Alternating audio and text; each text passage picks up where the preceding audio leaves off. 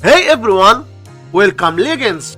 Here is what happening in this clip. 72 divided by 2 gives us 36, and here we have 12 divided by 4 which equals 3. So 36 divided by 3 is just 12. But this answer is not correct because according to the order of operations, when we have more than one division in an expression, we have to work from left to right. So here first we have to do this division, then this division, and finally this division. If we do this division before this division, it's wrong. So first we have to do this division. 72 divided by 2 gives us 36. So 36 divided by 12 divided by 4. And now we have to do this division. 36 divided by